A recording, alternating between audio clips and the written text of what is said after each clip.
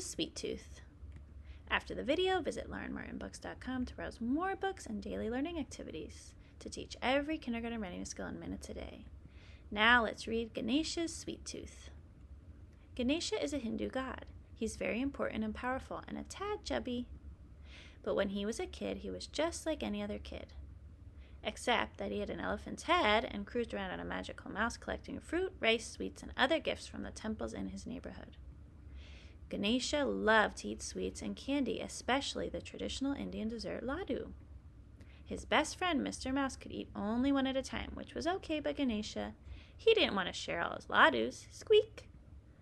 One day, while Ganesha and Mr. Mouse were out looking for sweets, they discovered a new kind of laddoo, the super jumbo jawbreaker laddoo. Ganesha snatched up the shiny treat and was about to eat it right there on the spot. "Wait," squeaked Mr. Mouse. "Don't eat it. It's a jawbreaker. It'll break your tusk." "But I'm a god," said Ganesha. "I'm invincible." Ganesha popped the laddoo in his mouth. He bit down and... snap! Squeak! "Oh no!" Mr. Mouse yelled. "How will I ever put my tusk back on?" Ganesha wailed. Ganesha was very clever and tried all sorts of ideas.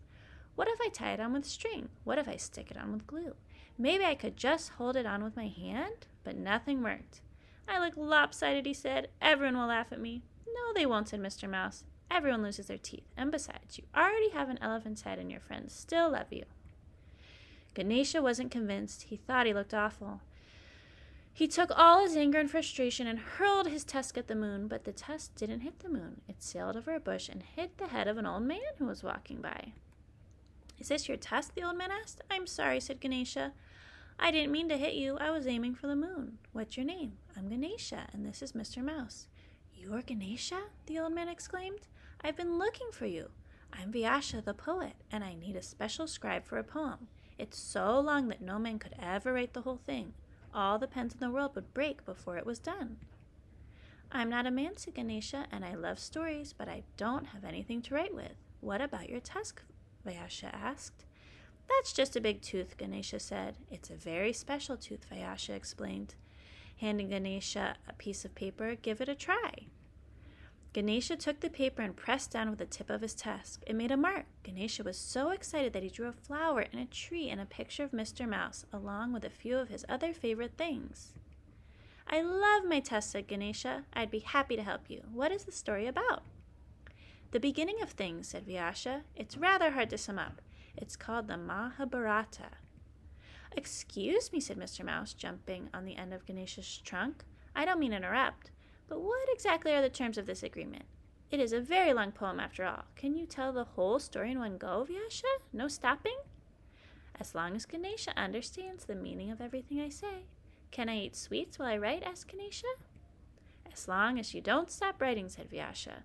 Ganesha and Mr. Mouse agreed. "Let's begin." As Vyasa spoke, Ganesha put his tusk to the paper and began writing. Soon he forgot all about the super jumbo jawbreaker laddoo and how funny he looked. He even forgot about the sweets he wanted to eat. "Long ago," Vyasa said, "there lived a very brave king of Hastinapur. One day when he was out hunting, he happened upon a beautiful woman sitting on the banks of the Ganga River." 100,000 verses later, Ganesha put down his tusk. The Mahabharata, the great epic of Hindu literature, was complete. Ganesha peeked around a stack of paper and saw that Mr. Mouse had been eating his way through the laddoos as they worked. The poem had taken a very long time. But Ganesha was happy to see there was still a few left for him and his friends. The end. If you had to summarize this book to a friend, what would you say happened first, next, then, and last? Who is Ganesha? How did he change from the beginning to the end of the story? How did his perspective of himself and everything change after his missing tusk? What is the Mahabharata? Ganesha is a Hindu god. At first, he is just like any other kid, except that he has a head of an elephant and rides around on a magical mouse. With the help of the wise poet Vyasa, Ganesha learns that what seems broken can be useful after all. He uses his tusk to write the sacred epic poem of Hindu literature, the Mahabharata. While Ganesha initially feels angry and embarrassed about his tusk falling out, this allows him to write the sacred Hindu text that no one else could ever write, so something he thought was bad became good. The Mahabharata is one of the longest epic poems in the world, and it is considered to be one of the most important texts in Hinduism. The history of the Mahabharata is unclear. Some scholars believe that it is based on a real war that took place in ancient India, while others believe it is purely a mythical story. You can use paper and drawing materials or the notepad on your phone or device to draw or write about a time your feelings changed about something, or a time something you thought was bad turned out to be something good. You can also write what makes you unique and how what makes you unique is what makes you matter and special and important to the world.